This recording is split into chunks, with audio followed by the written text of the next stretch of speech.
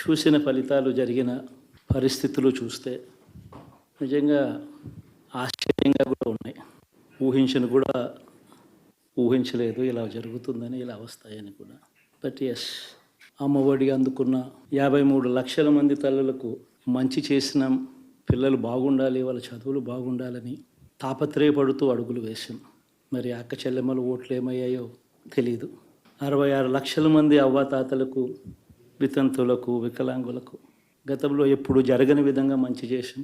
వారి కష్టాల్లో తోడుగా ఉంటూ, వారి కష్టాన్ని అర్థం చేసుకుంటూ, వారి ఇంటికే పంపించే వ్యవస్థను సైతం తీసుకొస్తూ, గతంలో మా ప్రభుత్వం అధికారంలోకి రాకమునుపు ఇస్తూ ఉన్న చాలని పెన్షన్ నుంచి ఎంతో మంచి చేస్తూ అడుగులు వేసినా కూడా ఆ అవ్వాతాతలు చూపిన ఆప్యాయత ఏమైందో కూడా తెలియడం లేదు. దాదాపుగా 1,05,00,000 మందికి పొదుపు సంఘాల అక్క చెల్లెమ్మలకు మంచి జరిగిస్తూ, వారి కష్టాలనే మా కష్టాలుగా భావిస్తూ, ఇచ్చిన ఏ మాట తప్పకుండా అన్ని రకాలుగా వాళ్ళకు అండగా ఉంటూ, ఆసరాతో తోడుగా ఉన్నాం. 0 వడ్డీతో సైతం అండగా ఉన్నాం. చేయూత సైతం తోడుగా ఉంటూ నిలిచాం. మరి ఆ 1,05,00,000 మంది అక్క చెల్లెమ్మల ప్రేమాభిమానాలు ఏమయ్యాయో తెలియవు. 26 లక్షల మంది చేయూతను అందుకుంటున్న అక్క చెల్లెమ్మలు, వారి ఆప్యాయత ఏమైందో తెలీదు.